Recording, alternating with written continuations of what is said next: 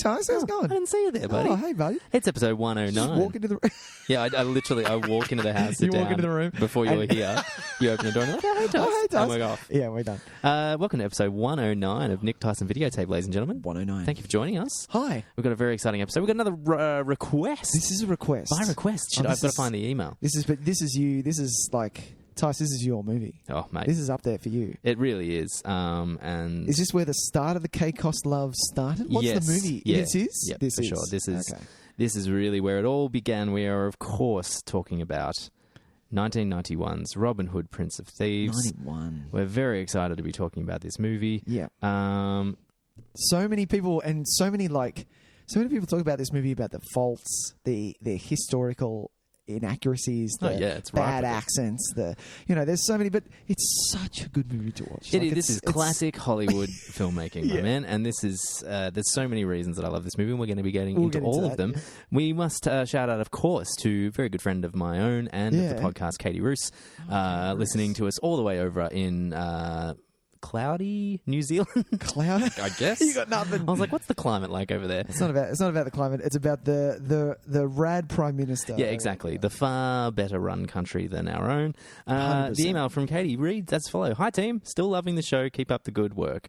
Nice. I have a request for you, which I know you'll love. Robin Hood, Prince of Thieves. Beloved to us all. Would love to hear you wax lyrical about K-Cost's American accent and Morgan Freeman being glorious. Do it. So Katy, we are fulfilling the request 100%, as we do on episode 109 of Tys and Videotape. Nick, we just did a request though, didn't we? We did a request 2 weeks ago. Top Gun was also a request. Yeah. So by all means, if you have a request, send it in to us on email. That's 100%. How I like to see it. Yep. Because I can keep track of it easier that way. Exactly. And if you're lucky enough, we'll do a show about it. Absolutely. And if you don't know what that email is, it's nicktysonvideotape@gmail.com. Well, why not take this opportunity, Nick, and do the rest of the spiel as well? Yeah. So feel free to write us in. I spell Nick N-I-C and Tys is T-Y-S. But other than that, jump on the socials. We're on Facebook, we're on Instagram, we're on Twitter.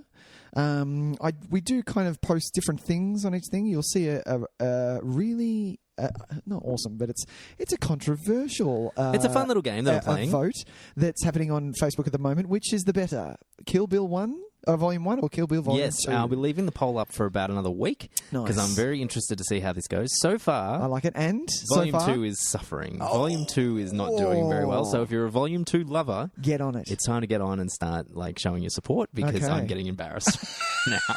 No, don't do that. It's all good. It's all good. Which, Kill Bill Volume 1, clearly the superior. Well, we'll see. We'll see. Speaking of Volume 1, Volume 2, Tys, do you have your tickets? Because I've got my tickets for Saturday. Oh, this Saturday coming. Yeah, man. Wow, you're all over it. I'm in it. I'm done. Look at that. I know. I probably won't get an opportunity to see it until maybe... the second week? This is the first week it's running. I might try and sneak in for the Sunday sesh. I'll see if that's possible. But I would like... Yeah, it'd be great if we could see it relatively soon because then maybe we'll do a show about it. We'll do a show about it. Yeah, that might be fun. Happens. Yeah. Have you done all the spiel? Was that everything? Yeah. Apart from that, subscribe. That stuff. That boring review, stuff. Star, all that stuff. Yeah. iTunes. That's it. Apple Podcasts. Get on. And the one that we do love, which a lot of people are doing, which I didn't realise. We've kindled the flame. No, that's the wrong thing. Oh, sure. We've suggested to other people to start jumping on the Letterboxd app, the social app that people are doing. Still getting which is great. Added to people's following lists at least a couple of times a week, which is awesome. So we love that.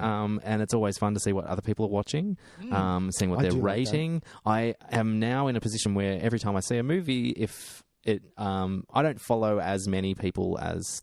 I follow my friends. Yeah, and so... and then there's a few, I guess... podcast-style celebrities whose opinions I know that I actually am pretty much in line with. Nice. And so anytime I watch a movie and I see that they've rated it or reviewed it, immediately I need to go and I want to go and read the review. It's such a great little concept to keep us all kind of collectively connected, I guess. Yeah, 100%. As movie lovers, it's really fun. And especially, shall we mention what we're doing Saturday? We'll leave that later. Oh no, because we might as well mention that. we follow Adam, which we've had on this show before, talking about Back to the Future. That's it, Adam Stolfo of the Real Chat podcast. Exactly, and we'll be joining him this Saturday. I don't know when the episode comes out, but stay tuned. Probably within the next 2 weeks or so, I'd say 2 to 3 weeks. You'll be able to hear our episode with him. And we are doing. Oh, we're talking about the Avengers, Nicholas. Which I'm not sure which number it is in the Empire Top 100. I would say it's got to be in the 30s. Yeah, I don't think so. I think it's low 60s. I think maybe it's about 61 or 62. Deal. If you're talking about 100 films, come on. Yeah, exactly. So, but we're very excited to be talking about that. I think when he gave us the opportunity and said, "Hey, do you want to do this movie or Avengers?" And we were like, "Well, we're going to do Avengers." Exactly. Thanks. And so that's going to be a lot of fun. So yeah, we're recording Saturday, and then I will of course share the episode once it becomes available, so that you can have a bit of a squeeze at that. And if you're listening, you won't know when that episode lands unless you're on the socials. That's it. Get on the socials. Join us. But Tys, Nick, is it time to talk some trailers? Let's talk some trailers. Everybody's talking trailers.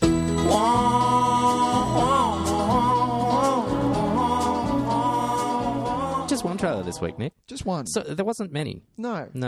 Nothing worth really talking about, except for this one, which really has kind of jumped out of nowhere. So good. And it's also funny that we've... I remember initially we said a thing where it's like, let's not talk about Netflix originals. Let's not worry about it, because otherwise it's a bag of worms. Bag of worms? Bag of worms? Can of cats. Can of cats, is what he said. Yeah, exactly. Yeah. That's the saying. That we didn't... Because otherwise that's all we'd be talking about every week. But funnily enough, last 2 weeks we have been talking about Netflix originals. It's a sack of bats. Can I say that one? Sack of bats? I don't know. I got nothing. Like cricket bats. Exactly. We're talking about... Oh, shit. My name is Dolomite. My name is Dolomite. Is that the name of it? I think so. Okay. Hey, you know, Auntie, I was thinking about putting out a comedy record. Comedy? You been a singer, a shake dancer? It's real hard to break in. I do whatever it takes to get in. I come up with a new character. Dolomite is my name, and fucking up motherfuckers is my game.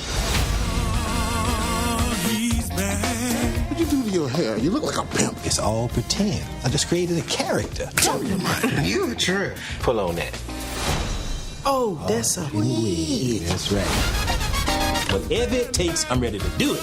I got to be totally outrageous. It's filthy. You've got a product here that you can't sell or promote. All my life, people been telling me no.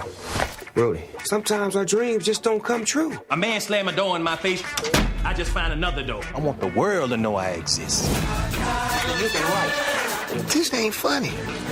And it ain't no brothers in it either. If I get up in that light with my own movie, I could be everywhere all at once. Let's bring Dolomite to the screen. The actors we hire, you're a bit doughier than them. Doughier?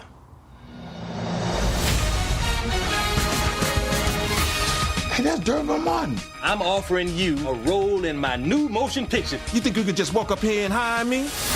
No. What if we let you direct?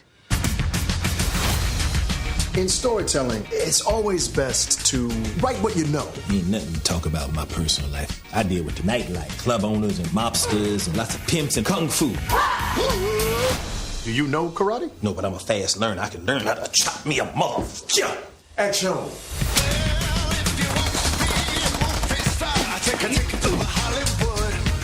Dolomite, give it to me. Put your weight on it.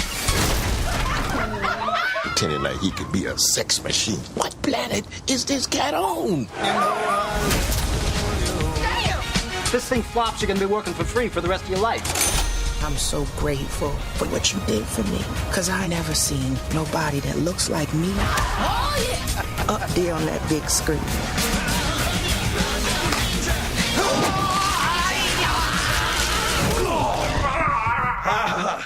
God damn, Dolomite. Great God in heaven, you know Cut. Was it good as Shad? Did I get that right? Or am I just completely made up the name of the movie? Oh, Dolomite is my name. No, I was wrong. Tys is wrong. That's okay. Dolomite is my name. And this is exciting news because it's the return of Eddie Murphy. I know. Well, I thought the return would have been Dreamgirls. When I saw the trailer for Dreamgirls, when it first came out, I'm like, oh, he's back. He's so back. He was for a short period of time. Okay. But I think he took the goodwill from that. And just did another unfortunately, Pluto Nash? Yeah, did Are you what was fucking it? serious? No, what was that stupid thing? Meet Dave or whatever. Jesus. And 1,000 Words. Like, he ended up taking that goodwill from Dreamgirls and then just doing another doing fuck all 3 with it. terrible family comedies. Yeah. And I was like, Man, well, you've learned the wrong lessons here. Dude wants to work. He's got Exactly. to eat. I understand. It's fine. He doesn't need. He's done 3 Shreks. He's got a lot of money. No, it's a fair point. Exactly. So it's, Dreamgirls was 10 years ago, I think now. Maybe even 11. I feel like it was 2008. Exactly. It was a while ago. 2006. 2006. Wow. So it's Like, really... that's a kid. So straight after Dreamgirls, guess what it was? Your favourite, the Oscar-nominated... Norbit. Was that after Dreamgirls? That was after Dreamgirls. Wow. And then Shrek 3rd. And then Meet Dave. And then it's just a bag of cats from there. The saying is a can of cats. Thank you, Nicholas. Just a sack of bats. But look, it's always been sad because I think we're not the only ones, but growing up when we did, Eddie Murphy was huge for us. He was massive. Man. You had his more riskier kind of like not bad boy persona, but he's more. He was rude in a cool way, like exactly. You know what I mean. And that was through the 80s, and then in the 90s it became a bit more mainstream. But we still loved those films, like movies like Distinguished Gentleman, and what's another one in that ilk that I'm thinking of in the 90s? Yeah, another one where he dresses as he's well dressed and like is a smooth operator. Well, Vampire in Brooklyn was one of those, fun. But I don't know. Metro was that was decent. That was pretty decent. I remember liking Metro. I might be. Yeah. But you're talking about Boomerang. Oh, Boomerang. That's exactly it. So those kind of movies were still like that. We probably weren't the right age group for them, but we still loved them because they were. It was Eddie Murphy in the 90s. Exactly. Like even now, I'm so excited to rewatch The Golden Child because I haven't seen it in about 20 years. There's some good stop motion animation in Golden Child. I remember it. Yeah, I've heard it's awful, but I am really excited to see it again. You're going to watch it again?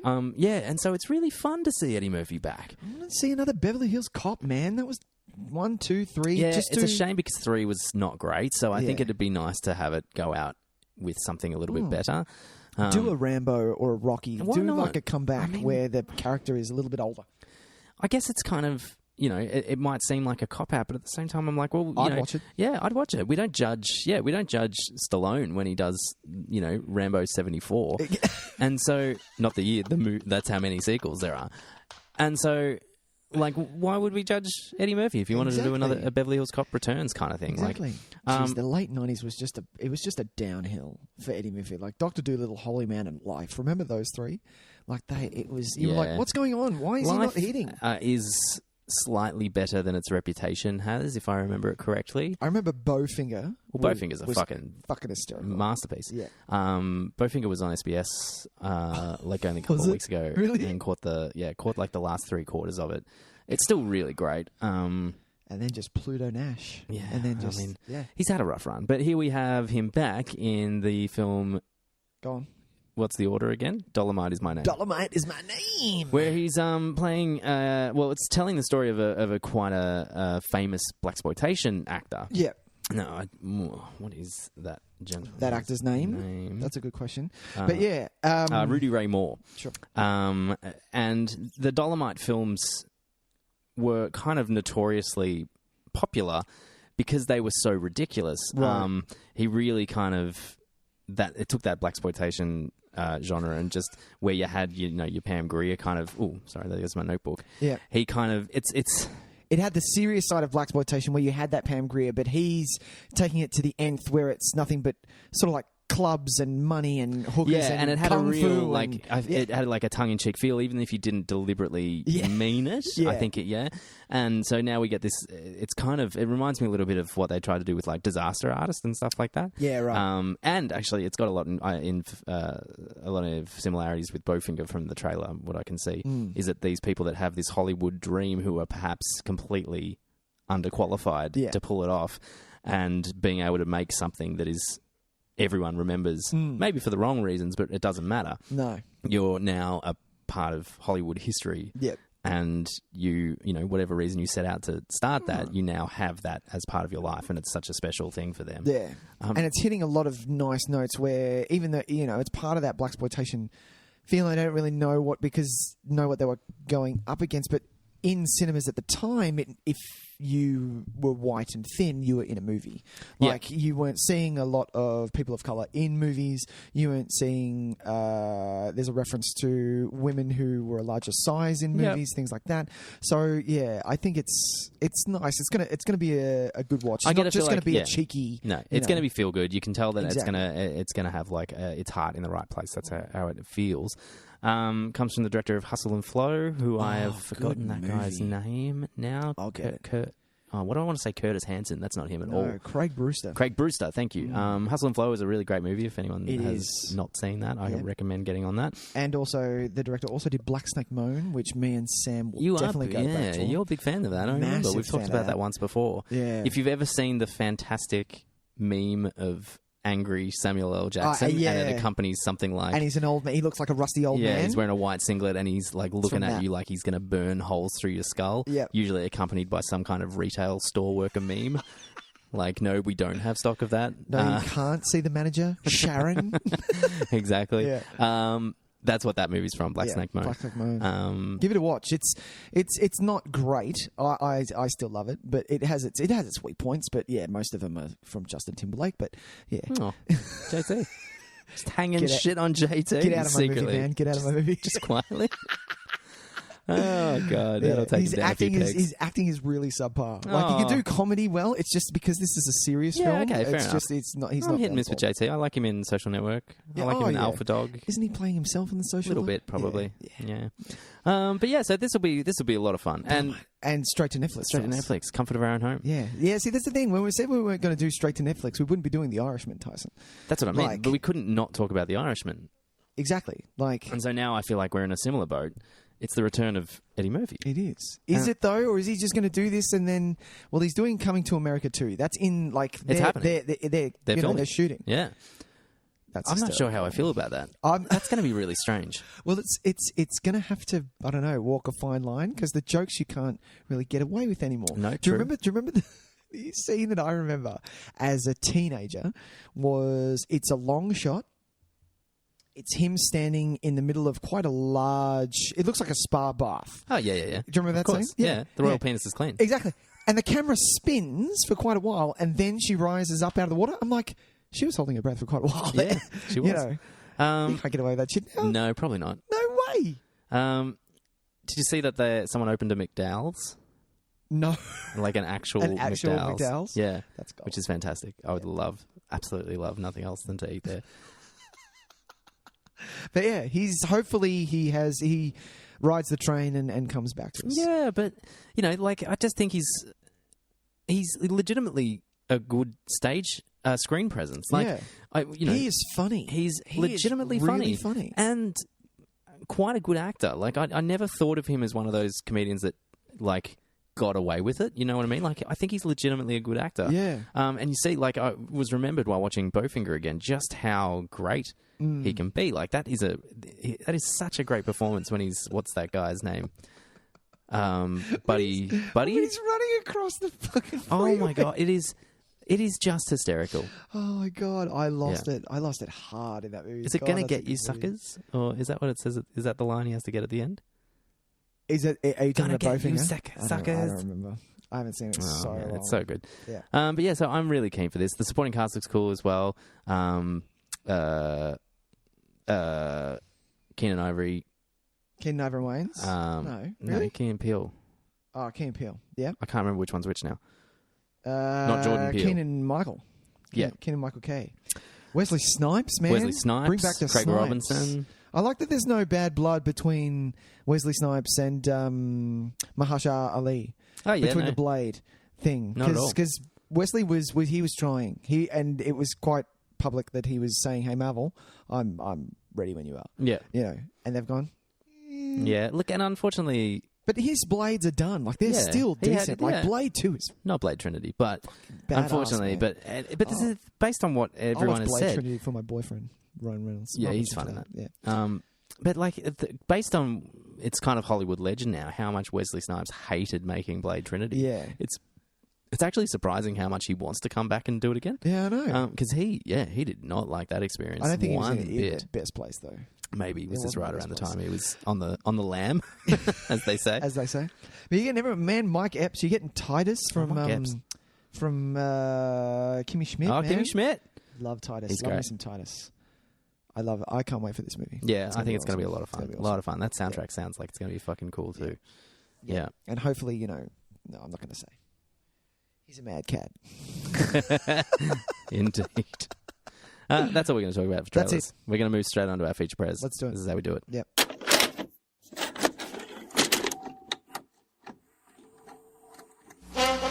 And now for our feature presentation.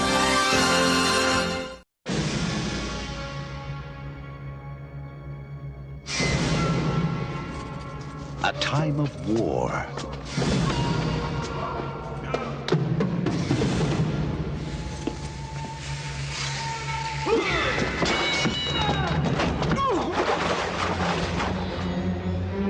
A time of homecoming.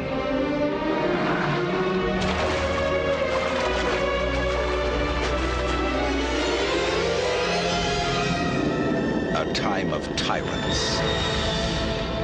A time when the only way to uphold justice was to break the law.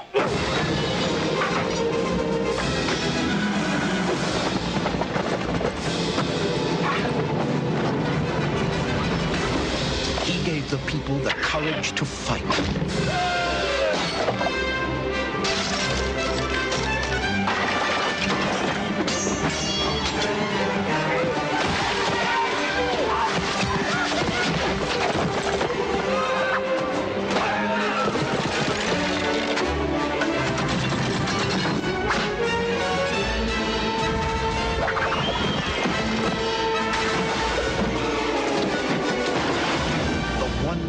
Stood for freedom became a legend.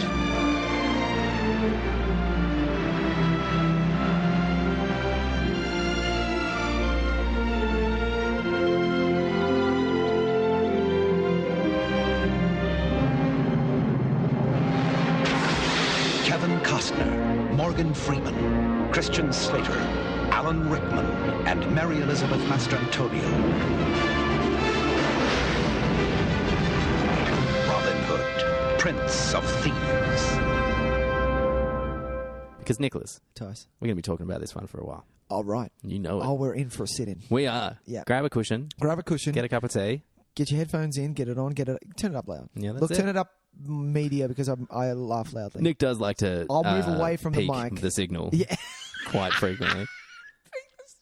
He loves it. That is Tyson's going to produce another podcast. It's going to call Peak the Signal. It's the name of your debut spoken word album. Tyson, what is because you hands down love this movie a lot. Now I love this movie, but it's a different story for you. So what is your first relationship with Robin Hood, Prince of Thieves? I'm definitely saw it at the cinemas. Yep. Yeah, 100%. We were young though. Yeah, 91. So what? 9? 8 turning 9. That's young, especially for this intro. Oh yeah, yeah. But I remember it being so exciting though. Like this, and because the violence was never, it's never too much. Like it's never gratuitous. No. And so it just always felt exciting to me as a kid. I watched this on video. Like we had it taped off television. We probably bootlegged it off the VHS from the store. But I watched the hell out of this, and so this is one of those ones that it's become part of my common speaking language. I know it backwards. I find myself, quoting little parts of it here and there. I mean, everything Alan Rickman says is quotable. 100%. This is my first Alan Rickman movie. It was Kevin Costner? I don't know. Well, it was everybody's introduction to Alan Rickman because he was a stage actor prior to this. But geez, why a spoon, cousin? Why not an axe? Or because it's dull, you twit. It'll hurt more. Like, oh God, that's a beautiful line. I was the same. I saw this at the cinema. I remember it was a birthday party. Ben Mulholland. We had Pizza Hut, all you can eat. How is this for the 90s? All you can eat pizza, and then we saw Robin Hood, Prince of Thieves. I mean, that's the best day that ever happened. I always, you know what I used to do? I used to eat 2 slices of pizza and then just fill up on dessert. Oh, and then hit the dessert bar. Yeah. It was insane. You talk about like your wedding and the day your son was born. Dude, that's the best day of your life. What are you talking about? Oh, that's not it. I remember, oh man, eat in Pizza Huts, like restaurant-style Pizza Huts. That soft serve. Oh, it was delicious. I polished off like probably litres of that in my lifetime. We were fat kids, by the way. Yeah, I was a bit of a fat kid. I never really 100% grew out of it. I got skinnier, but then that fat kid inside me is always... He's always waiting for that Pizza Hut. He's waiting for the day when a Pizza Hut opens again, and he's just going to be like, yeah! And on that day, the Astor will be showing Robin Hood, Prince of Thieves. Oh my God. Best day ever. Oh, fuck. So good. There were even like I remember the publicity for this, the advertising being quite big. Yeah. This had McDonald's tie-ins and stuff. Yeah, like 100%. this was. They went all the way. They went all out. Action figures. My brother had little action figures of Robin Hood and stuff. You would get you get the CD when you went and bought like a burger or something. Right. You'd get the CD single. I feel like that's a thing. Yeah, Brian Adams, man. That's the other thing. It was everywhere. Huge. You saw that film clip every week. The end of video hits. We've talked about this before. Yeah. For probably half a year. Not only that, the movies that came out in the year of 1991, that video clip was at the start when you hire the video. That's correct. 100% every time. Yeah. And every time I watched it, I was like, man, I want to watch Prince of Thieves again. Let's get that next week. For sure. Yeah, cool. And, everybody talked about the shot with the arrow, the POV shot of the arrow. It was everywhere. It's huge. Absolutely everywhere. It was in the promotional material. And it actually, it's so funny that that's a money shot in a movie from 1991. Like now, it needs to be like the thing from Inception where literally the entire world is turning in on itself that 100%. makes us go, oh, wow. Oh, jeez. Back in 1991... It was a log fired at another log. Like it's a bit of stick. Exactly. With a pointy bit at the end flying through the air. Back in mud, eh? Yeah, amazing. So good. So good. Amazing. And yeah, this is obviously... I have a huge love of Kate Cost. I can't help it. This would have, for me, probably was the beginning of that because I can't think of anything else that he'd done that was as big as this. I was looking up what else was he? What was before? For Kate Cost, what was before Robin Hood? Well, Untouchables was before, but that was you didn't that see was a slightly later. I watched that very young because my parents liked it, so I probably saw it when I was maybe 12 or 13. But I definitely saw Prince of Thieves first. Okay. Field of Dreams was before Robin Hood. Field of Dreams was another watch with the family, but I think. Maybe I did see that earlier because I used to get bored of it as a kid, and then as I was slightly older, I was like, "Oh no, this movie's amazing." I love how much Kate Cost loves baseball. He has a lot of baseball. He does have a lot of baseball movies. Yes. Bill Durham, I got to very late. Yeah. What else was No Way Out? I got to quite late. Yeah. Chasing Dreams. I've never seen Revenge. Revenge. I really do want to see Revenge. I've heard it's pretty cool. Oh, really? No Way Out is great. It's on Stan, I think. I'll give that a recommend. Oh, Dancers was before. Was the year Robin before, Hood. but definitely did not go see Dances with Wolves at the. I remember watching this. I remember it came in a double because it was so long. It came in a double pack at the video store, and my uncle had it. Yeah. And this was years later, so Waterworld, everything was out already. Yeah. And I was like, oh, okay, what is this? Dances with Wolves? That's Kevin Costner. So I put it on, and it immediately did something else. I was like, I'm out. This shit. No, I completely know where you're coming from as well. Do you know what I mean? That is not a movie for a teenager, for a young adolescent to watch. Yeah. It is a slow movie. And I was, so Robin Hood, Prince of Thieves. He was a bona fide movie star at this point. Like he was 100%. Huge. Yeah. And this is a movie star part if there ever was one. Yeah. He is strutting around the joint. He does not give a flying fuck. But do you think that even though it's an English story, I feel that Robin Hood is the American James Bond? Does that make sense? Like, it's a Hollywood movie. Oh, what's the next? Who's going to be the next Robin Hood? Oh, yeah, I get what you they mean. always come around eventually. It does always come around eventually. We will get Robin Hood stories for the rest of time. Yeah, exactly. And it's remarkable considering how few of them are any good. Yeah. But we will keep getting them. We'll keep watching them. And, well, I haven't watched this new one with Taron Egerton yet. You will. I will. That is one... Egerton. I will definitely watch it because I think it's available on one of the streamings. I think it is on one of the streamings, yeah. But yeah, so he was... Yeah, Kevin Costner was the biggest thing in the world. And he was in the 90s, he was. Yeah, early 90s. He kept that up until about... Well, Waterworld became kind of like... There was an element of Schadenfreude to Waterworld for him. Man. And that was unfortunately... I think it got to a point where he just flew a little bit too high and people were happy to take him down a few pegs. Exactly. Which is disappointing because I love Waterworld. Because he's great. It's one of my faves. It really is. I know a lot of people don't like it or don't know of it, which I realised at work the other day. I was like, really? How do you not know what the fuck I just figured that is? was... Everyone knew what Waterworld was. No. I'm dealing with a lot of people at work, and they're like, was it made before 2000? Otherwise, I'm not watching it. And I'm like, okay, I can't talk to you anymore. Yeah. Like, this is the end for us. That's it. And then they go, no, come on. I was like, how about have you seen Back to the Future? They're like, yeah. I'm like, oh, okay. So the argument is null and void. Shut up. Exactly. Yeah. What year was JFK? 91? That was in between. So that was Robin Hood, JFK, Bodyguard, Perfect World. Oh, yeah, Perfect World is great. Wyatt Earp. Wyatt Earp is I love it, but of course I love it. You would love it. That's not said in a bad way. You would love it, Tyson. You would. That's not said in a bad way at all. The War, which I've never seen, and then Waterworld, and then Tin Cup, and then The Postman. And I think it ends on The Postman. Postman was like the final. That was the final. But then 2000s, Tice, was 13 Days. And I love 13 Days. And everyone was like, man, Cake. I love Open Range. Open Range is fantastic. Look, he only had a small slump. And generally, his filmography is fairly strong. When you really look through it, like you look through a lot of these other people's filmographies, I think dollar for dollar, you're probably getting more good movies starring Kevin Costner than a lot of these Hollywood stars of that era. Exactly. Like standing up against someone like a Pacino or De Niro, who, yes, maybe had stronger movies earlier, but you look at their recent output where it's mostly garbage. Yeah. Kevin Costner has kept this real high standard, whereas, he has some bombs in there, don't get me wrong. Yeah. But, his strike rate is pretty high. This is no exception. 100%. What was the one? Oh, do you know who our guys at work were talking? We talked about the trailer, The Highwayman. Have you watched that yet? No, I haven't yet because I heard the reviews weren't fantastic. I've heard it's actually quite meaty. I really wanted to see it. Yeah. I'll give it a crack for sure. Yeah. It's one of those things that I'm going to sit down on a day and go, I've got nothing to do. Perfect. Let's do it. Cool. Nick, can you explain? Because I do struggle to explain it a little bit. Okay, here we go. Why I like this movie so much. Okay. I think in this watch, and now this is a while. It's been a while for me for Prince of Thieves. But geez, it was nice. So I'm like, okay, I'm coming at it at a different time now. It's probably been, I'm going to say 10 years. Wow. I'm going to say 10 years since I've seen Prince of Thieves. So I watched it 18 months ago.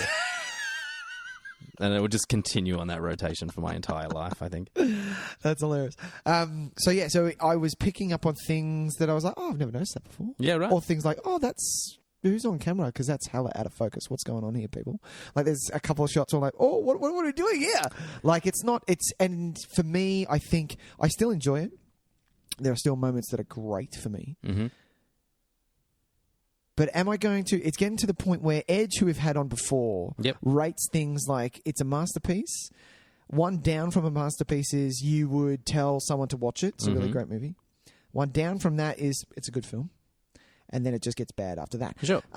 So it's a good film for me, only because it's a bit higher, only because I've grown up with watching it. So we're just saying it's the a nostalgia type feel.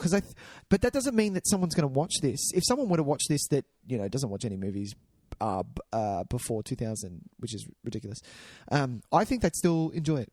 I think they'd hella still enjoy it. I think it's fun. I'd like to think so. On this watch, it felt a lot more old-fashioned than it's felt to me before. Yeah. Like, I am starting now to look at this movie the way that I look at movies from the 60s and 70s. Sure. It's starting to feel... It actually has a lot of similarities. It's a bit classic. It does. It had this classic kind of Hollywood feel to it this time watching it. And I was like, that's really interesting because I would have... Usually it felt, it still has an incredible energy to it, and I'll get to some of that stuff later. But it felt fresh, like it used to. You know what I mean? For the 90s, it felt like it was kind of. It was pushing buttons. To a degree, pushing filmmaking buttons. Yeah. But now when I watch it, it really feels classic Hollywood. There was a scene, a shot where him and Maid Marian are talking. It's the first time they meet, and they're outside the castle, and he's giving her the ring. Yeah. And if you took the color out of that shot, it's a classic. You'd swear you're watching a movie from the 1930s. Yeah. And that was really interesting to me because I hadn't seen it that way before. Yeah. And I was like, yeah, this is... Especially because when you're watching things like that, I 100% agree. Especially because when you're watching things like that and what they did in the classic, 40s and 50s movies that we watched, to me, watching it now, of a movie that I know that well, I now look at it and go, what is Maid Marian's objective to walk outside and go where she's going? Yeah, sure. There isn't one. No. And that's what they did back then. Like, why is she moving from A to B? There's no reason. So they're going to sit there, they're going to have that moment. You've got some cool things happening in the background, people doing their work or whatever. And then she goes off and runs away. And I'm like, well, why? Where is she going now?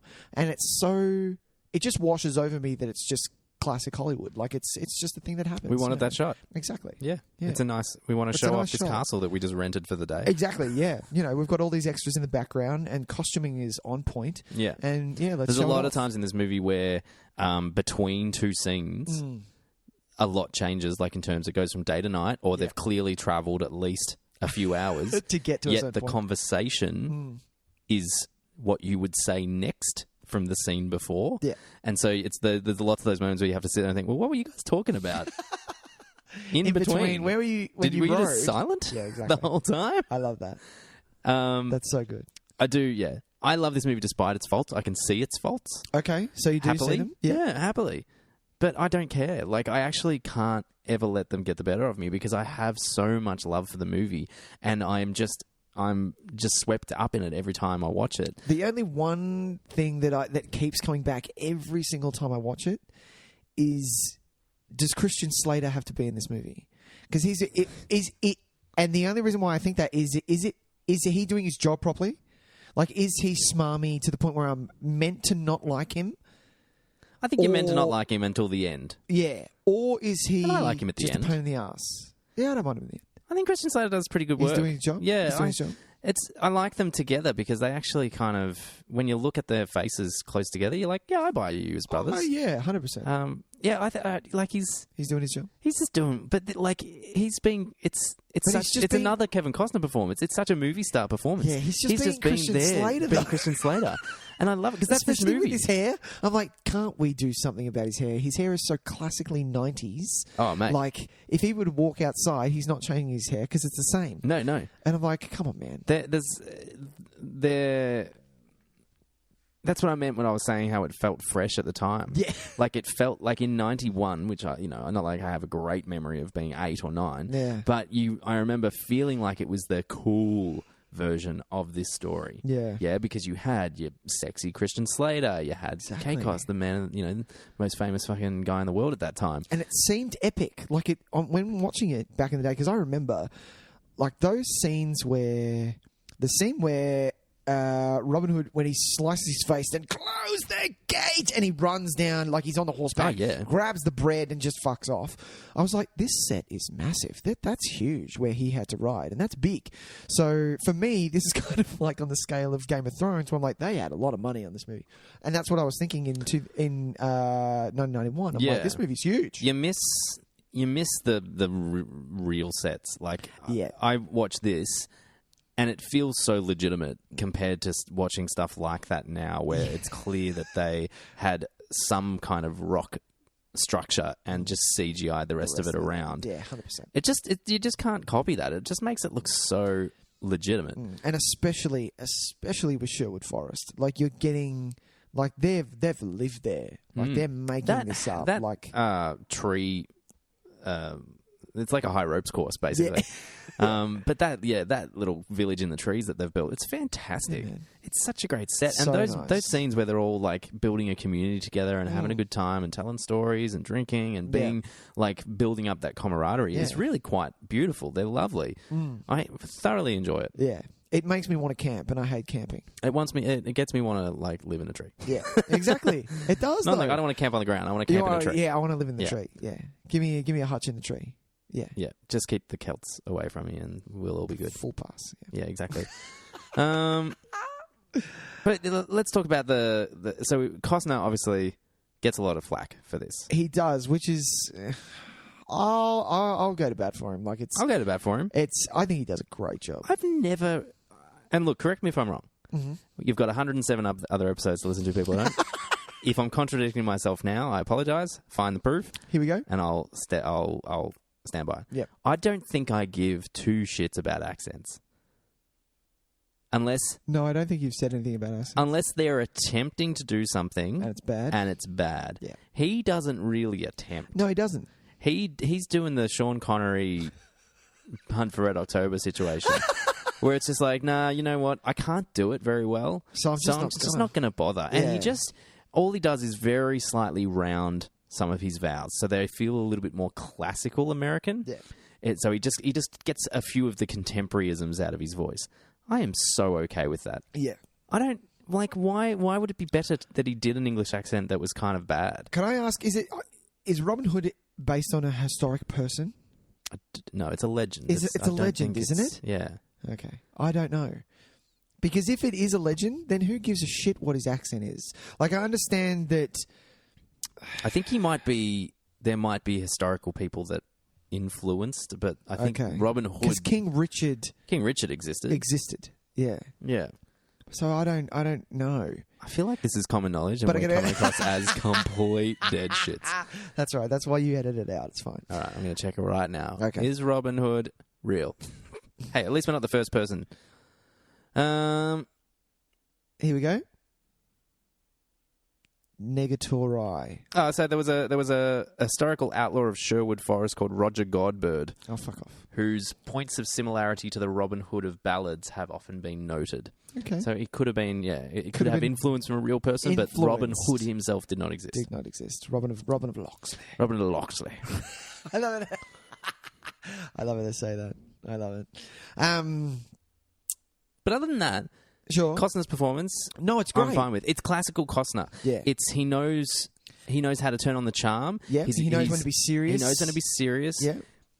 He can be reflective in a really kind of relatable way. Mm-hmm. I think he does a lot. And look, people say that he's stiff and.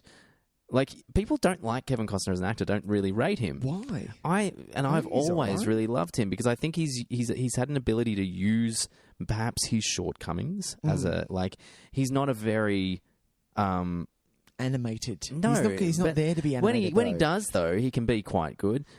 He's understated though. I've always felt that he's a really understated actor, and in this performance, he gets to do that in a way that he also gets to be the most charming guy in the room. He wins over these people. I believe that he wins them over. I do. He sells it to me. He does. I think the chemistry with him and Morgan Freeman is exceptional. I think as well. 100%. Morgan Freeman, even as, him with the Merry him. Men, like Little John and Paul and all of those guys. Yeah. Like you can tell that he's won them over, and it's so good watching him in those scenes.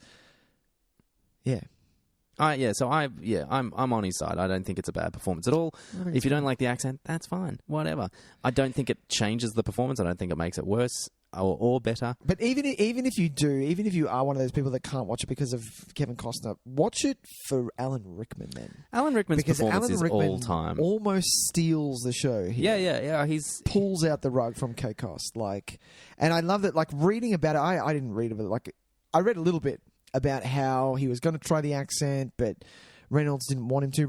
I'm talking about Kevin Reynolds, the director, didn't want him to because it wasn't working out that well, but who cares?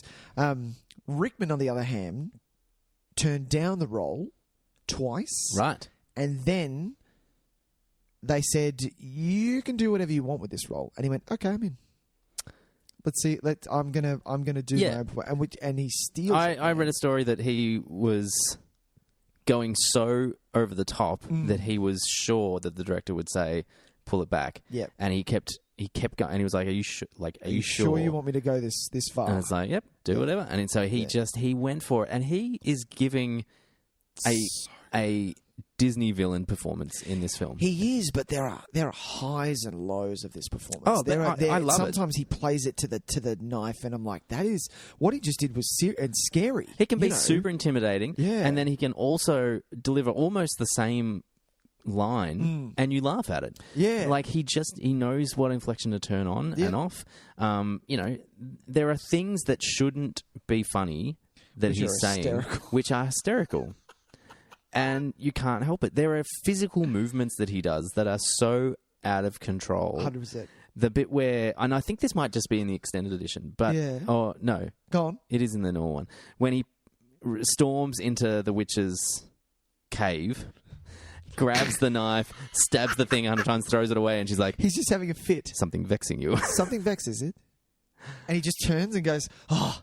Yeah, I love it. It's so good, and his performance is out of control. He won the BAFTA for this. Oh, did he? For Best Supporting Actor. Nice. It's the kind of role that I think the British Academy obviously got the joke. Oh, okay, yeah. Which I think maybe American audiences were not quite savvy enough for it, because it's a real British performance, for want of a better word. It's like a British comedian performance in this serious American role, blockbuster.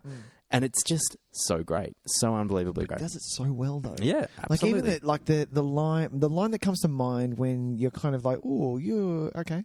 Like we've seen all of this comedy stuff. Even, like when he comes out and says he's talking to the guy who does the taxes and stuff, keeps the books or whatever. Yeah, he turns to the girls and goes, "You, 10:30. You, 10:45. Bring a friend." Like he made that line up. Like that is and that's sublime. But not only can he do that, but then turn on it. And when he sees Will Scarlett again, and said, like the line, "You sure you saw Hood's body?" He's serious there, and he's quite, it's quite scary. And I believe, I agree. He can be quite scary as well. I think his death is, I like it. They remove all of his kind of. Because you like him. You like the sheriff. You do. Because he is such a... Like, that's the kind of character performance. But there's something so... like, it removes any of that veneer, the way he dies with that. Like, he's got the sweat and saliva dripping off his face, and he looks so, like, helpless and terrified as he's dying. And they do remove that quality from him, which I think is really clever, because otherwise you don't want to root for the bad guy all the way through. Do you think, because we've, heads up, ladies and gentlemen, so there's a theatrical version and a director's cut. Yes. So Tyson and I know this backwards, so we've watched the director's cut. It's technically not a director's cut, though.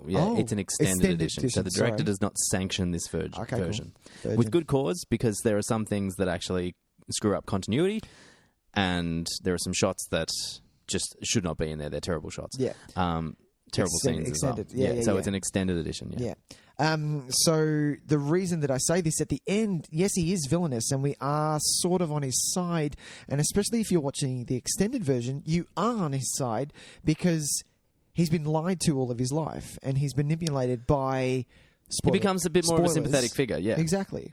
Spoilers for Robin Hood. He finds out who his mother is. Yes. So, I prefer in that side of things. I prefer the theatrical cut. Yeah, I think... Because you are getting more of a villain. It does just muddy the waters a little bit, that stuff. And I understand why you would cut that out. I don't mind that it's in there it's more for like the curiosity of it. I would not say this extended version is in any way better than the theatrical version. I think the theatrical version is much tighter. Yeah. It doesn't have these loose threads and these weird bits that don't make sense because, cutting back and forth. Like, that guy gets his tongue cut out because he's writing on the whiteboard, but he talks later. Yeah, so the whiteboard scene is obviously... Not a whiteboard, he's got a little chalkboard. That was clearly removed. Yeah. And so he talks later in the movie, and that bit stayed in. Yep. There's a bit where he's... What's the witch's name again? Morgana? Mortiana. Mm-hmm. He goes to see her, has part of a conversation, is in another scene, and then the next time we cut back, he's finishing the conversation he had the first time. Yeah. There's a shot of Morgan Freeman where he's got his hands in the air at the start when he's trying to escape. He's hanging up on the roof with his hands up, and then it cuts back to him and he's down in front. That's right. What else? There's a couple of other random little bits that didn't make sense. There are a few of those. Yeah, but there's also some things that are worthwhile having in there. Yeah. More of Alan Rickman, to be honest. Yeah, and it is good to see more of him, of course. Yeah. And I actually think Mortiana is a great character. When she turns and you see that she has been the puppet master all along. She's terrifying. She's always terrifying, but she's silly terrifying at first. But there's something about her performance, like she's just the way she's shaking and just very deliberately telling him what she did, and it's so fucking creepy. It is. It's scary. Yeah. Good performance. There's great performances all married around. with like Morgan Freeman. Now you're getting like prime Morgan Freeman here. Yeah, this is prime Morgan.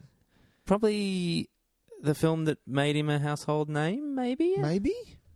What Because else prior would to there this, be? well, there was like Glory, and I feel like Lean on Me was before this, wasn't it? Lean on Me was like 88 or 89. Yeah. I love Lean on Me.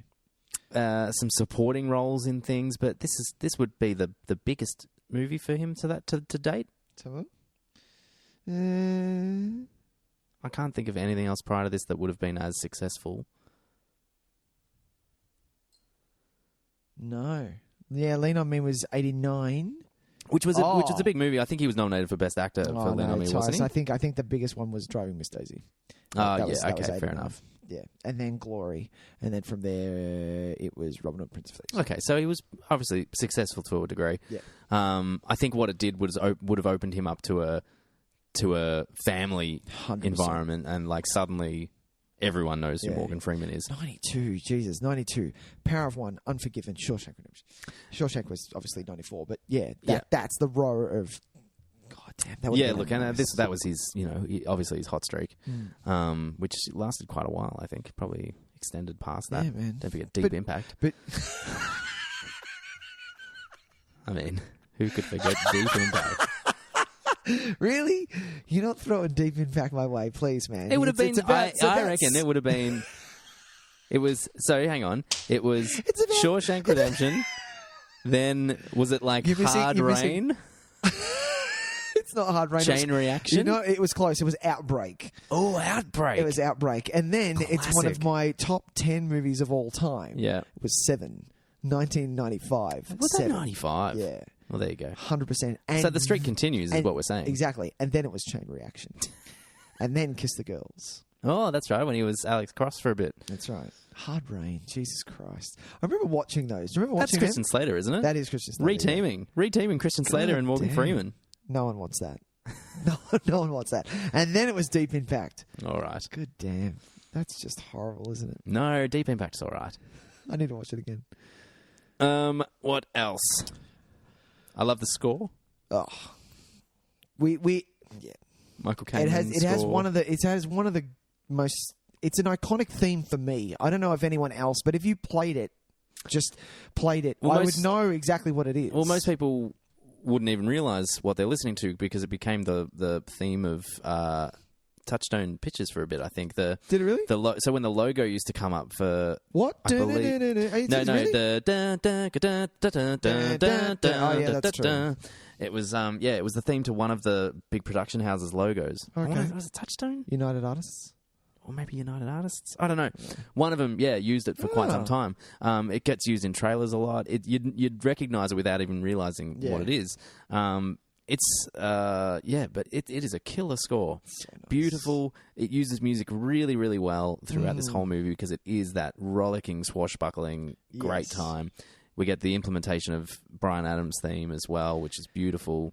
He's woven it into it, Tys. Like, it's so good. So good. And I just want to throw back just a little bit to our episode 99, because Tyson mentions one of the scenes that is actually in this movie. That's correct. Of the Ultimate 90s Movie Music Playlist, if you go to episode 99. That's it. Special guest co-host Drew Downing came on to talk about our favourite 90s songs from movies. And this was up there. This was 90s was Bryan Adams. Yeah, and this was one of my picks, and we did talk about how wonderfully, in probably a little bit more detail, how wonderfully the score and the song were kind of mooged together. But I remember you talking about, which I can listen to it, and I see it so clearly, is when he's saying goodbye to Maid Marian on the boat, and there's all that smoke, and it's lovely, and it's so, and just the score in the background, and it's with that song. It's perfect. It's perfect, and such a good we song. know how like it's a completely like see-through love song. Like there's no subtlety about it whatsoever. No. It's all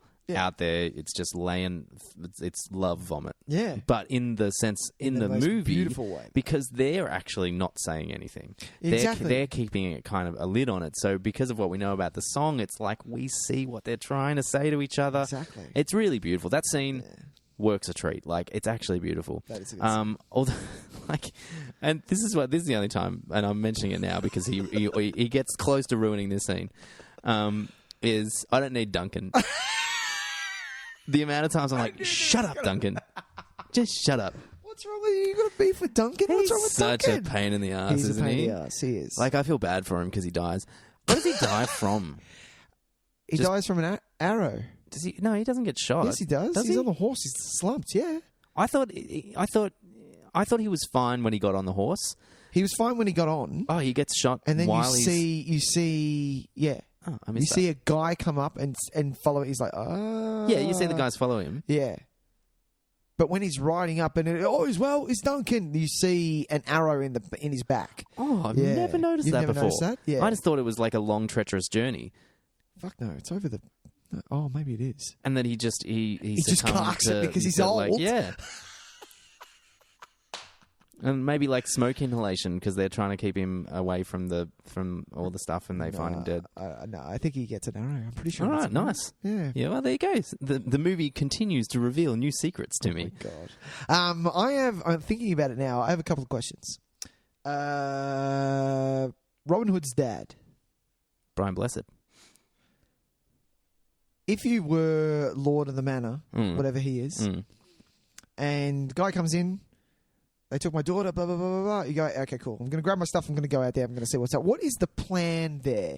If you see a vast amount of people with torches, you're going to go, I'm just going to back up and I'm going to close the gate. I'm going to close the gate. Yeah. Okay? You guys have fun. Good luck getting in. Yeah. You know, not really a smart move there. No, look, there are multiple times in this movie where you're like, where I ask the question, what was your plan?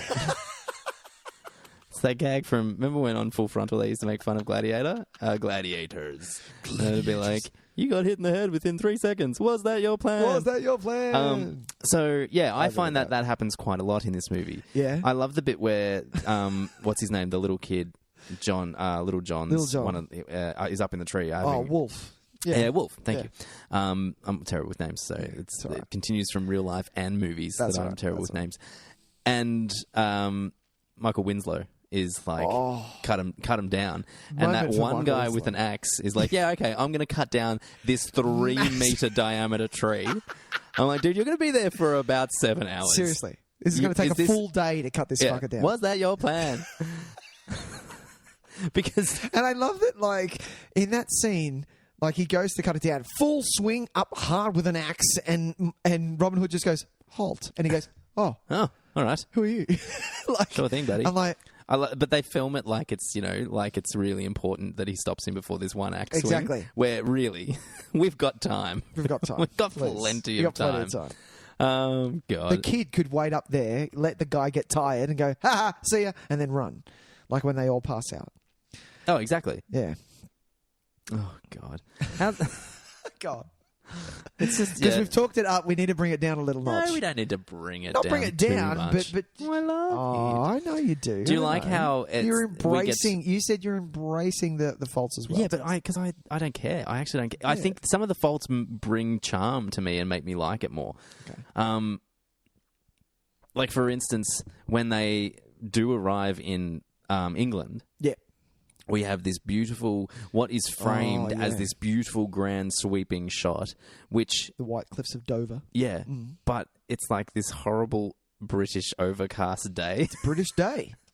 And it's the camera is like positioned, and we get the sweeping music. It's like the plains of the the prairie or whatever, and it's a classic Western shot where you want to be overwhelmed by the beauty of the countryside, and it's this drab, cold London. And you get Kevin Costner getting out of the boat, and you can tell that he is cold. He's cold and wet, and everyone's uncomfortable, and I'm like, this is the most English thing ever, right now. 100%. Because I do not share that feeling at all when I see that shot. I have a question which still perplexes me to this day. Yes. What was...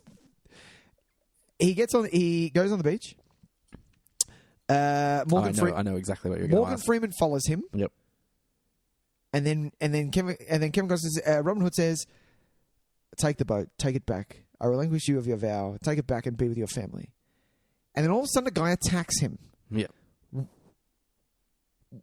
Did Kevin Costner tell that guy to attack him? Like, what happened there?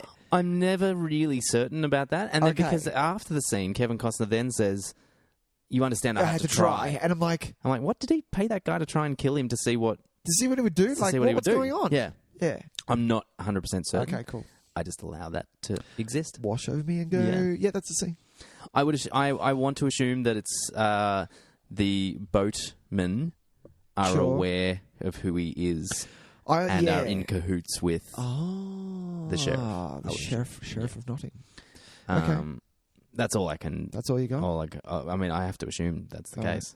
This movie is no longer a safe land for Robin of Locksley. Well, I thought they attacked him because he was a savage. Oh, you reckon Is there another reason why attacking? they're attacking him because of his savage? But then you hear that line, I had to try. The other reason I had to try worked in I thought if he's a savage because he's asking him, I had to ask you whether you wanted to leave. That's kind of what... that's mean? the way I kind of justified in my head that he was saying, look, I have to try to send you home because I don't want to take you away from that your family because of your oath. Yeah. So that's the only thing. The other thing that I would come to, I think that's it. But yeah, this movie's funny. It's legit funny. It's legit funny. One of my favourite moments is when they're outside in the cold, outside Marion's house for the first time, and what's his name? Duncan's going off and says, "Curse on Moors and Saracens," and then Morgan Freeman just comes on, "Morning shit." Yeah, fuck off, Duncan. What does he say? Oh, leave me, master. I'll only slow you down. If it wasn't for their ungodly ways, Master Robin would never have left. But then, it's haunted, master. Don't go in the forest. It's haunted. When he's banging on the door, he's like, I'm ready for action, Azim. Just point me in the right direction. I'm like, oh, you old fuck. You're just going to fucking die. Useless, Duncan. Bless his heart. But he just gets irritating. He gets like a senile old man where you're just like, oh, don't worry, it's just you Duncan. got to look after him. And what kind of a plan is, Duncan? I want you to go with Maid Marian. You send the blind old man. No, that's his way of getting rid of him. Because he knows, because he's like, oh, you're sending me away. Yeah, well, we need someone else to look after you. You won't shut the... That's pretty much what it is. Shut up, old man. He should have just said, yeah, I'm getting the fuck out of here. Yeah, sorry, dude. Look, they've got maid. You live in a castle. You'll be a little bit warmer there before you pass on in about 2 days.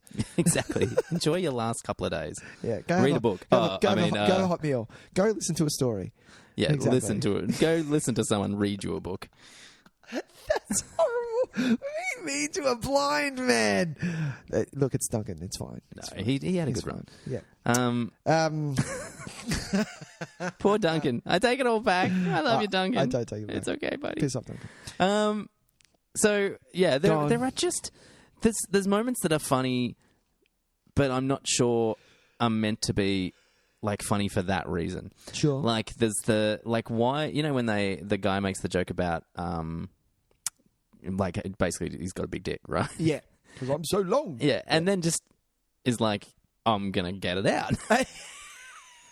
And Kevin Costner's response is like save it for the ladies. Save it for the ladies. Save it for the ladies. And I'm like, what is that? What is going on? Is this what they do here, the merry men? They just like get them out and compare. So it's just kind of like, yeah, see, it's just a thing. It's just a thing. Yeah. You're new to the group, so we have to see yours. If we could see yours because we've got a little leaderboard scratched on the tree. Paul is the longest, and Wolf is the second longest. So we got to see. We're going to notch on the tree where you are. Line up to this tree. Here. That's it. Get it out. Is that right? All right. Cool. Little John, stay over there because you're little. Oh, poor Little John. I like the actor playing Little John. He's good. Yeah, I think he's really good. He does a good scream when he screams for his wife. Fanny. That's another funny bit where the camera pans between the two of them yelling at each other from the top of each rooftop. Yeah. No, Fanny, don't do it. It's so good. I have no, or whatever they're talking about. It's great because. So good. Even like the little lines with weirdly really shot. Fanny, like at the very end when one of the guards walks past and he goes, "What are you doing here?" And she goes, "Oh, I'm doing nothing. No harm, dearie. I like so good hanging. I do." And I'm like, that pisses that. I'm laughing at that shit. Hello, my lover. Hello, my lover. Oh, I love her. She's my fave. Yeah, she's wonderful. She's so good. Is it like how many? Now, this is also a thing of the extended edition that I missed mentioning before. Sure.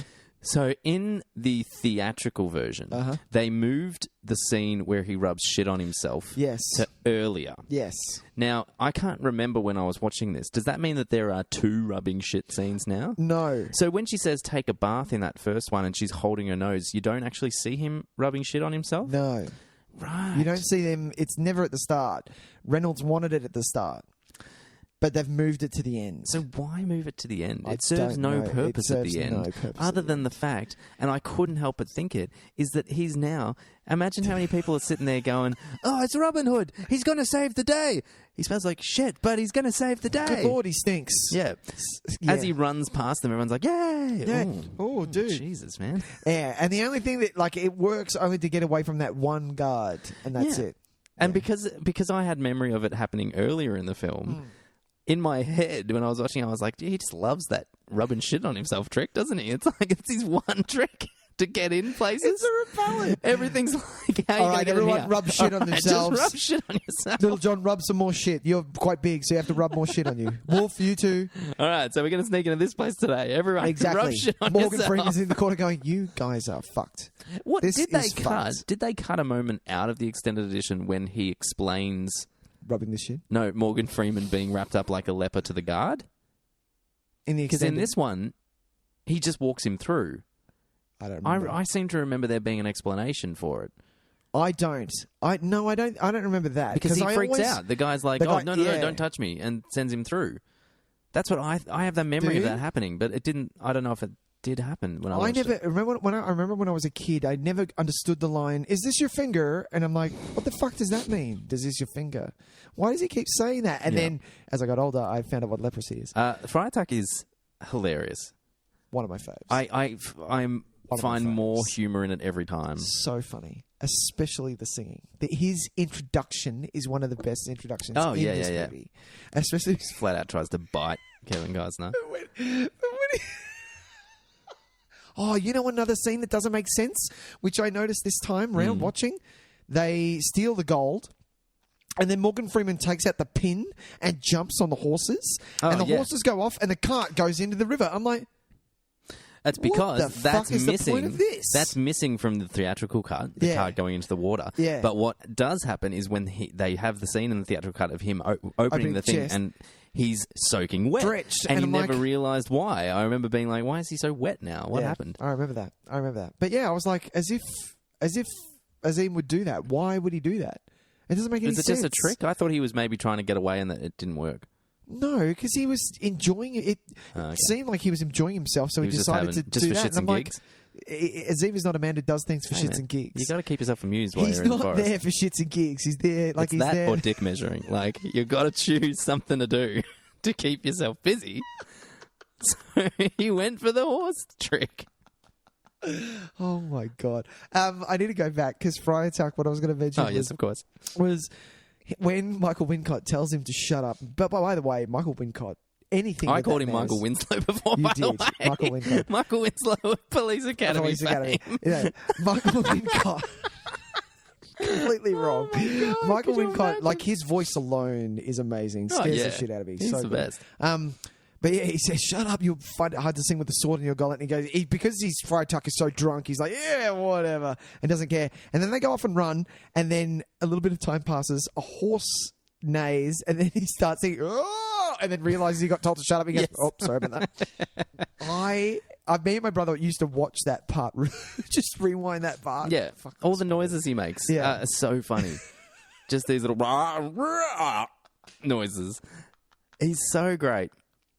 And I like Very that, good. this is actually... So there are some nice things in this movie. We're hanging shit on it now for the No, fun it's of it. But it's great. because I have such affection for Exactly. it that I'm allowed to hang... We're allowed to hang We're shit allowed on to it hang shit. because we love it so much. We do love it. If anyone hangs shit on it for hating it, You got to take us gotta on. answer to me. You got to fight us. it's funny how it's... The movie for 1991 is actually quite progressive in far as like religious appreciation is. Yeah. Like, because they take the time to have those conversations with, like, we have Freitag kind of, which I think actually is only in the theatrical edition. I don't think the extended one has when he takes the kid away. No, it's in. That's in the... Yeah, it's the other way round. Sorry, that's what I meant. Yeah, it's sorry. not. It's not in the theatrical. He does yeah. have... In the theatritrical, he does say the bit about...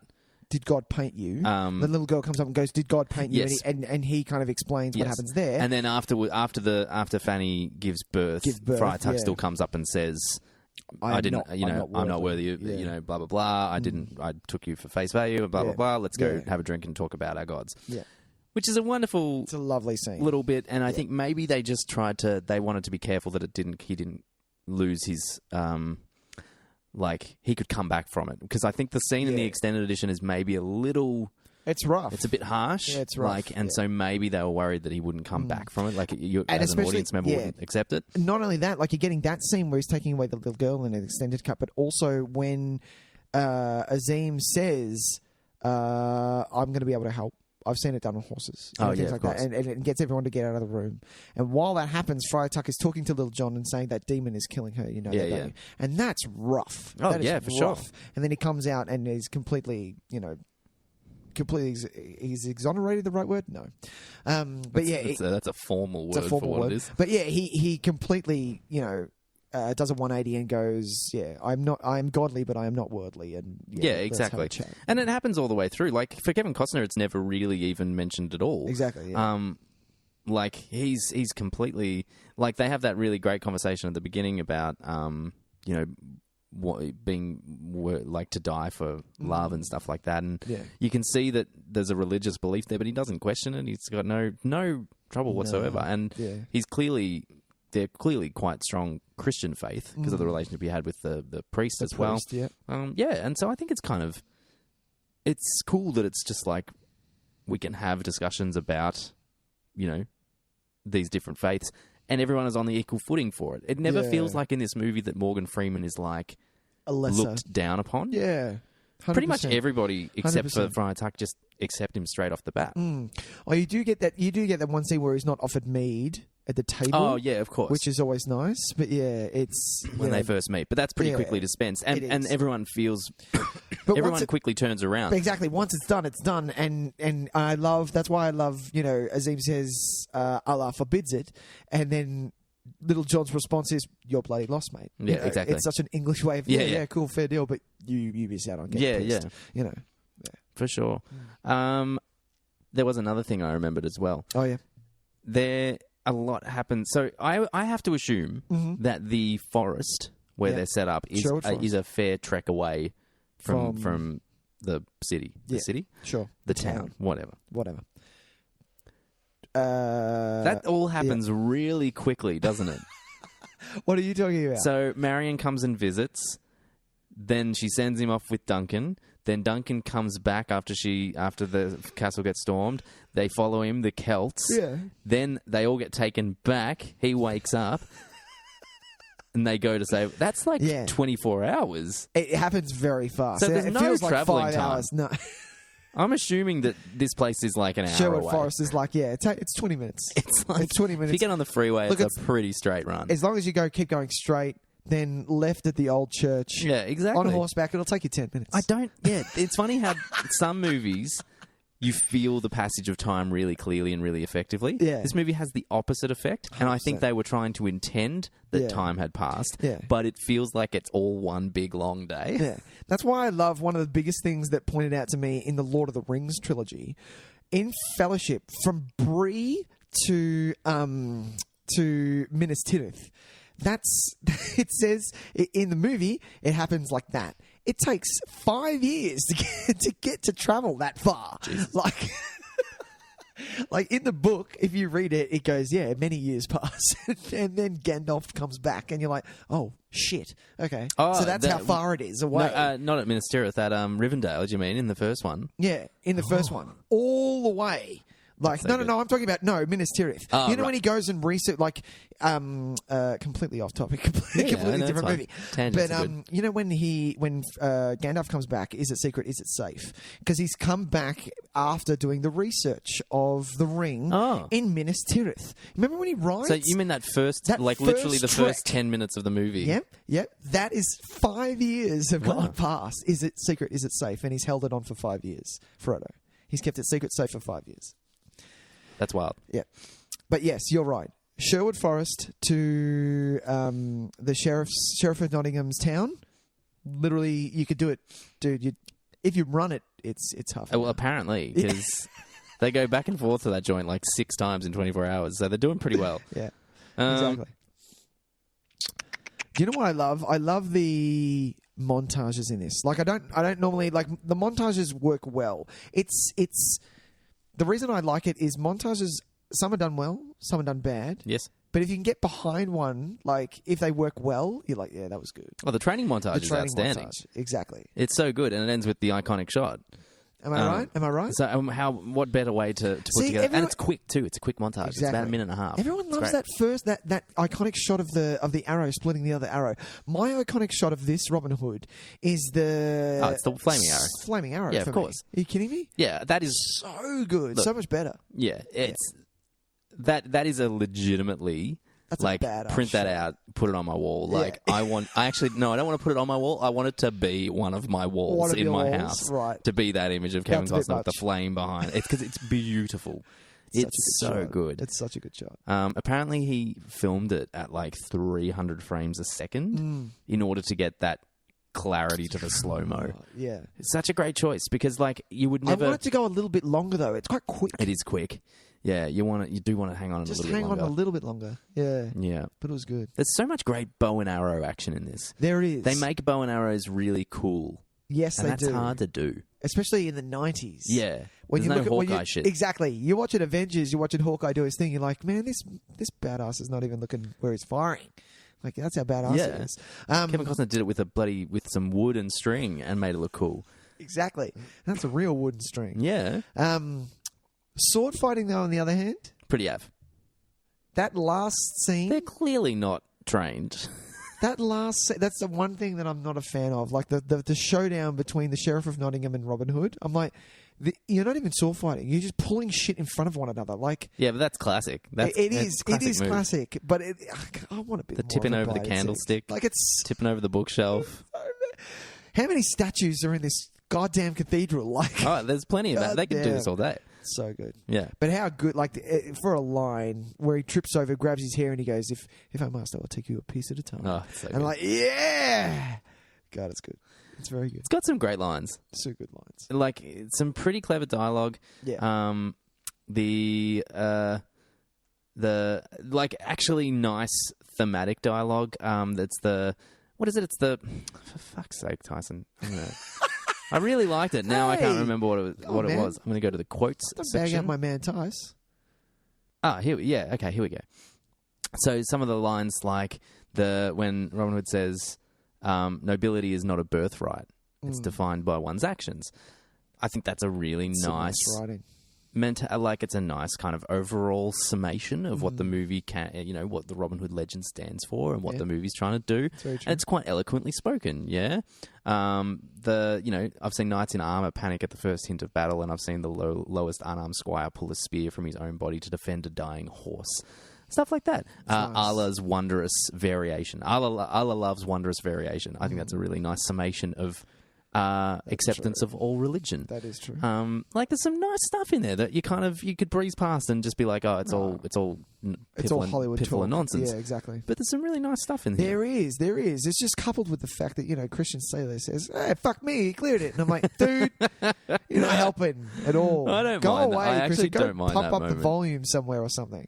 Come on, man. Fresh off, pump up the volume. Fresh off, exactly. Still got the hair. I don't mind that moment. I think it's because it's a pretty great reaction. Because it's a pretty great reaction to what happens. Because they both kind of...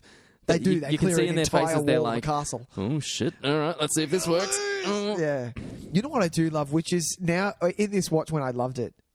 In this watch when I rewatched it, when they're trying to get into the church and... Robin Hood, it is such a classic Robin Hood move to grab the flag, jump off, and go swing through the window. Into the window. It's a great move. That last battle has multiple iconic moments. Yeah. And that's hard to pull off because, that could just be the flaming arrow. But there's so many more than that. You got tons. There's that. There's the shooting the barrel? Is that what you're shooting the noose. Oh yeah, with the spinning, he rips off one of the. He licks one. He rips one off so he can do the double arrow. Which is another iconic moment. Yeah. The catapult is an iconic moment. That's flying off the thing. The banner. The banner. It's full of really, really great moments. There is. There's gonna be another one in there that I'm not thinking of. Yeah, keep going. And that last half an hour is really spectacularly well staged. I think as well. The momentum all carries through. It's really exciting. You get the Mortiana coming in. and stabbing Morgan Freeman. Man. And then the great moment where he busts through the door and throws the sword and she just goes flying. That is a massive throw. Oh, it's so good. That sword would weigh a ton. Yeah, and she gets like fucking impaled. she gets impaled and thrown. Yeah. Because of the force that he throws that thing. It's solid. It's real solid. Still makes me smile. Can we talk about just we'll wrap it up pretty soon, I think. Oh, sure. But I want to talk about Kevin Reynolds' choice of direction in a lot of this. Okay. The way he decided that in order to, it's not so much about static close-ups. He decided he wanted to film a lot of it with like a subtle fisheye lens and get right up in people's faces. Yeah, that's true. Like right on up in there. Especially and I'm like, correct me if I'm wrong, it might not be the case, but I think only the evil characters. Oh. No, because he fisheyes the kiss, like that big embrace at the end. That is completely fisheyed. Is it? Yeah. Oh. Because it's so close that I'm like, dude, maybe pull back the camera a little. Yeah, maybe I'm wrong.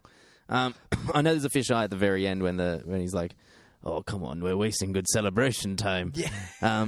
But to me, it always felt like a way he was trying to really highlight the ugliness of them. So he got like right up in close, and because Mortiana is terrifying when she gets that. Like she gets a lot of it. She gets a lot.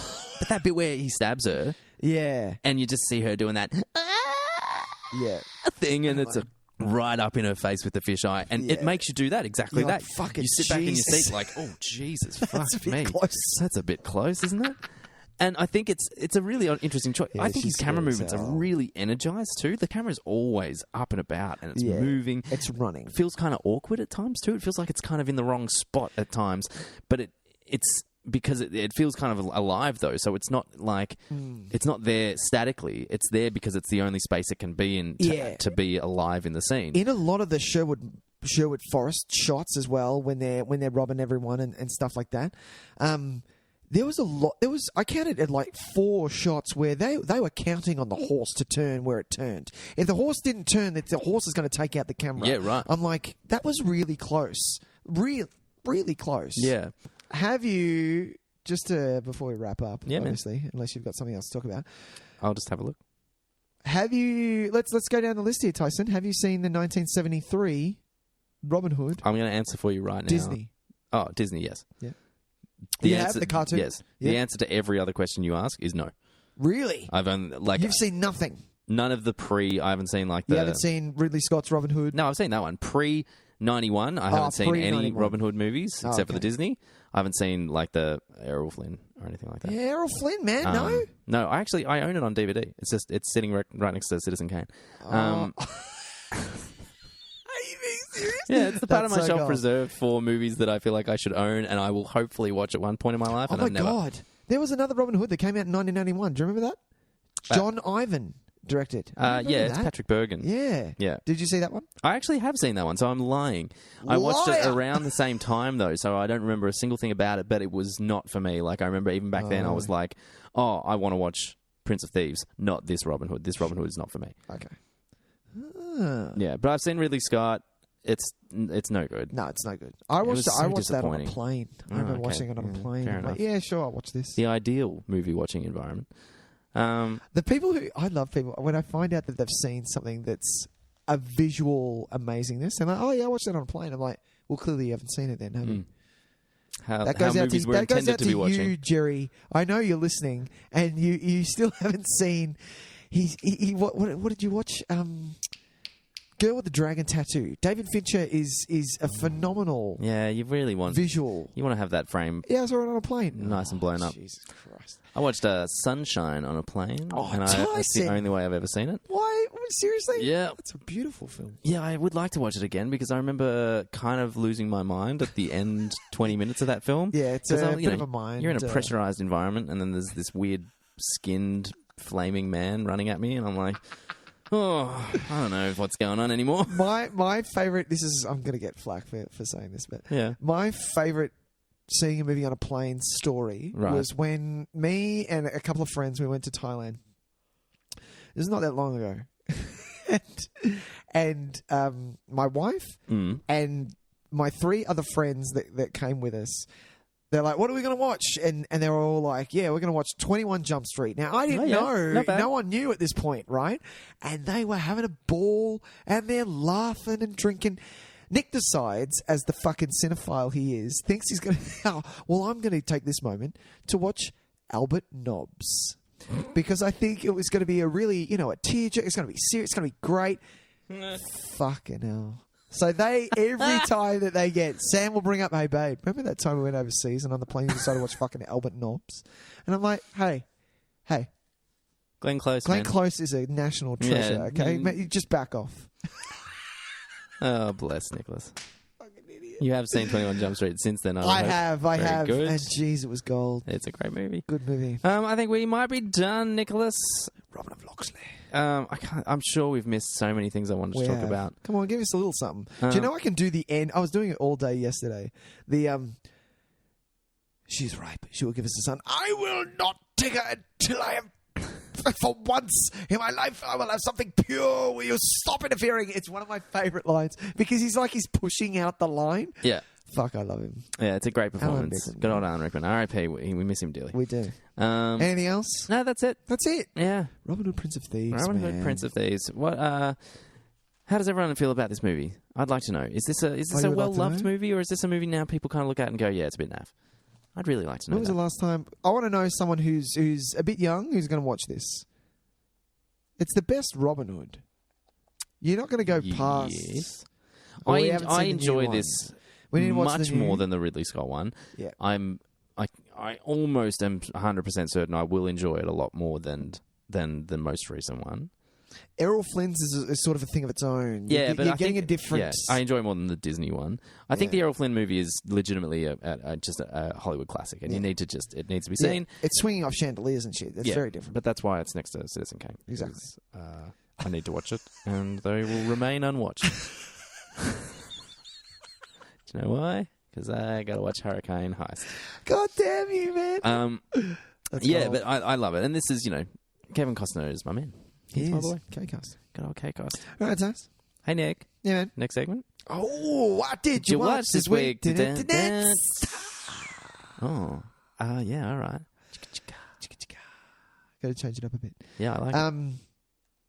What did I watch this week? I've had a big week, Nick. Oh, Tys. What have you watched, I've watched a few things since we last recorded, actually. It's been nice. Right. Somehow, just finding time. It's actually... I've managed just to find, a little bit of time here and go, oh, I'm going to watch a movie. Okay. Oh, I'm going to watch a movie. It's worked out really nicely. Nice. I want to talk about... what should we talk about? Do you know what's a funny movie, and I want to talk about it because I'd never actually seen it before. Okay. It's a movie from the year 2000, and it was quite a big hit in 2000. Oh, shit. But it just remained unwatched by me. Okay. And that is What Lies Beneath. Ah, really? Yeah, the Robert Zemeckis directed... sort of a thrillerish... Yeah, Hitchcock throwback all the way. Yeah. Starring Michelle Pfeiffer and Harrison Ford. Kind of a classic ghost story, I guess, which with nowhere near enough actual ghost in it. And half a movie of red herring, which I remember is frustrating. I remember watching it and going, oh, yeah? What was that? I quite enjoyed it. Yeah, I think it's a really interesting exercise. It's good to see Harrison Ford play a villain. It so messes with your brain because you are spoilers for What Lies Beneath.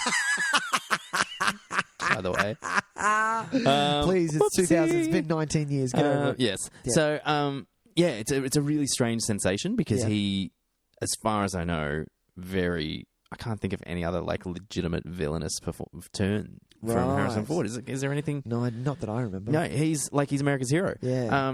And so Tom Hanks. Yeah. Yeah. So it's so odd to see him as this really kind of nasty dude. Yeah. And it's great. It's really great. And Michelle Pfeiffer's excellent. I think it's always good.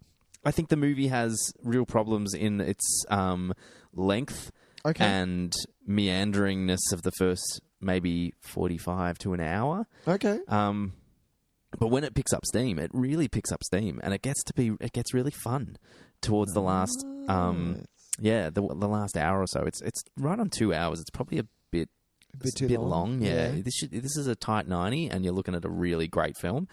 Because there's a whole subplot that starts off with I don't remember any of this movie. Well, so Michelle Pfeiffer starts getting haunted, basically. They're in this house, and some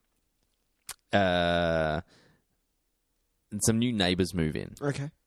And this is just after her and Harrison Ford's daughter has moved to college. So it's a bit of an empty nest situation. She's in the house by herself now a little bit. Yep. And there's some new neighbours, and she begins to suspect that the neighbour next door has been murdered by her husband. By her husband? No, by her neighbour's husband. Right. And at the same time, she starts to experience ghostly images and things like that, blah, blah, blah. And she's starting to think that it's the ghost of the woman next door. Right. Spoilers for What Lies Beneath. I will reiterate. About an hour into the movie, we find out that it was not. This woman is not dead. Right. And all is well next door. It's fine. Oh. They just have a passionate relationship, and when they were fighting, and it was... Right. It was loud, but, it's the nature of their relationship. It's heated, but it's they do love each other. They do love blah, each blah, blah. other. Okay. And so in my head, I'm kind of like, well, that's an hour of a movie. I guess I didn't need to see.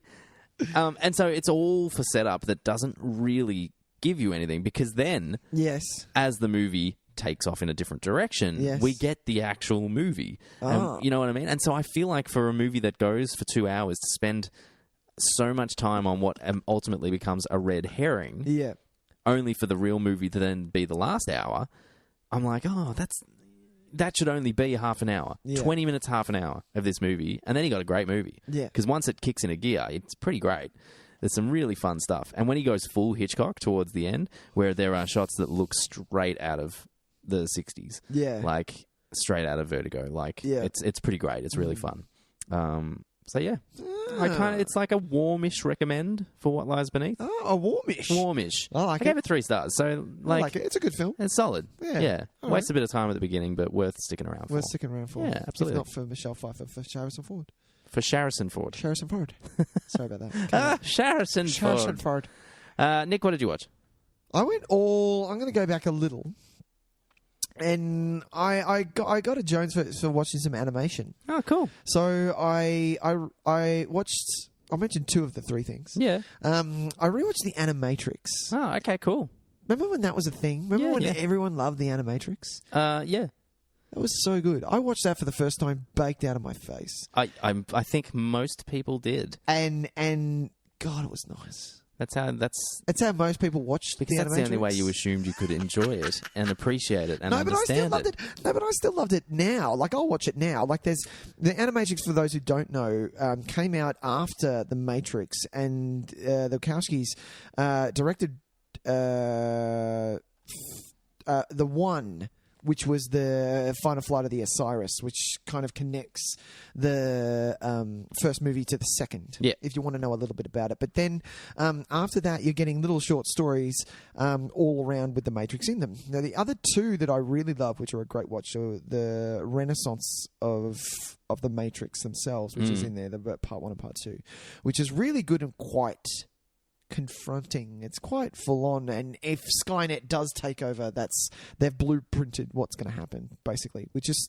I love it. It's so good and so well animated, and all of these little stories are great, and the soundtrack is awesome, and it's just a nice watch. There's only maybe 1 or 2 of the stories that I take out, but after that, it's all good. Yeah, I didn't see it when it first came out. I kind of came to it a bit later and watched it more as a curiosity because it was in that box set that I bought that had all the movies in it, as well as a bunch of extended material. Yeah. And I can't say I'm a fan. Really? Yeah, I kind of really? I zoned in and out on it. I think I missed the boat. Yeah, because when it was released, it was right around the time when we were wanting to consume as much about the Matrix as humanly possible. 100%, yeah. Like, I played those video games simply to find out more about the story. I was that invested. Yeah. When I finally got to Animatrix, it was no longer the case. The trilogy had well and truly ended. Yeah. I think I didn't... The mysteries that it revealed, I didn't really care about. Right. I can respect the animation is great, but I don't think I ever need to sit down and watch that Absolutely. again. Yeah, sure.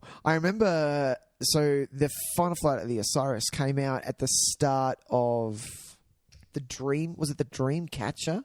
So when you went and saw the Dreamcatcher at the cinema, that Stephen King adaptation? Yeah, right. They played the Final Flight of the Osiris before the movie played, and people were going to see that, then leaving after the Final Flight of the Osiris because of how much everyone wanted to consume anything Matrix. Because Dreamcatcher is not a good movie, so get out of there. No, it's get out of there. I remember the first half an hour being good, and then it starts all off went to okay. shit. Yeah, it goes shit literally. Remember they poop out monsters. That's right. Monsters get in your bum. And you were like, is this where this is going? This is where this is that movie. This is where it's going. They're literally going with this. All right. Okay. The other one I watched that I wanted to mention, which is I put it up on the pedestal or something fierce. So when DC brings out a animation, this one was called Batman Hush. Now, when did this come out? Not too long ago, yeah? No, this came out about 2 months ago. Yeah, cool. I wanted to watch it because Hush is actually, the graphic novel Hush is my favourite Batman graphic novel. Great. So it was up there, and I knew something was awry when Kevin Conroy wasn't voicing Batman, and I was like, okay, so we haven't got Kevin Conroy, and Mark Hamill isn't making an appearance, so something's wrong here. Anyway, I let it go, and then I thought I'd give it a watch, and because I built it up so much, I was like, I got myself ready. I was like, I'm going to watch Hush tonight. It's going to be bad. Yeah, sure. Awesome. And then the first thing that comes up is Hush, an adaptation of and I'm like, oh, fuck. Okay. You're going to do your own thing. And it fucking 1.5 stars, man. Oh, really? It really That's disappointing. It shat the bed something fierce. Because Hush, for me, like, there are so many little nuances that make this character so good and so great. So Hush, for those who don't know, is a Batman villain, but I'm going to spoil it because most people don't know. So when Bruce was a kid, he had one friend who was Thomas Elliot. Thomas Elliot was also another rich family kid. So they grew up together, and their family got all that stuff. Now, Bruce's family died, and he inherited the wealth, and Tommy was the spoilt rich kid whose family lived, and he didn't get the wealth until he was well into his, whenever, and couldn't enjoy it in his 20s. Sure. So he hated the fact that Bruce had that, even though Bruce didn't have a family. Sure. Thomas Elliot didn't like his parents. So what Thomas Elliot did was, apart from becoming one of the world's most brilliant brain surgeons, he wanted to become Bruce Wayne. So what he started doing was cosmetically changing his face to look like Bruce Wayne's. Sure. To take over. Okay. And hence becoming Hush, and you see him in wrap bandages and blah, blah, blah, blah, blah. Okay. And then he manipulates all the other villains, Poison Ivy, Croc, and all this stuff, to just fuck with Bruce Wayne. And because he knows that he's Batman, he doesn't give a shit. He just wants to be Bruce Wayne. Sure. It's so good, and so the little details that go down the line of this thing. Like, it's so good, and they just ruined it. Like, straight off the bat, they didn't, like, it's supposed to be Croc, instead they put Bane, which doesn't make sense, and I could go full nerd on you if you wanted to, but I'm not going to. It's just, it was just a massive disappointment. A lot of these DC animated ones, they are loosely adapting the source material to like varying effects. But there's no point. You've got a brilliant story, so why don't you just do it? We talked about how disappointing the Killing Joke movie was. That was outrageously bad. Yeah. Slightly more effective was Doomsday and the like Year One was okay. Reign of the Superman. The Reign of the Superman one's not bad. Yeah. I didn't like Year One. Year One was good, but if you read Year One, it's way better. I feel like they're better when they try not to do the really like deep dark adaptations. Yeah. Like The Dark Knight Returns was pretty disappointing as well. It was. The only great thing about that was having was good. Red Hood was good. It just wasn't animated. Under the Red Hood. Yeah. That was good. And that was one of the earliest ones too. That was years ago now. Yeah. And the other thing is, like, watching Hush, the animation was just rushed. You could just tell that it was rushed, and I was like, "Where's the love of this thing, man? Like, if you're gonna put in some effort, otherwise don't do it." Hush is one of those stories because I hadn't read Hush. When I saw that they were releasing the animated series, I investigated, and I didn't want it spoiled for me. I just wanted to read the synopsis. Yeah. Hush is one of those Batman stories that, and there are hundreds of them, where it says something like, "Old friend and companion of Bruce Wayne, blah blah, resurfaces in order to, and blah blah blah." Yeah. Similarly, a new villain is romping through Gotham at the same time.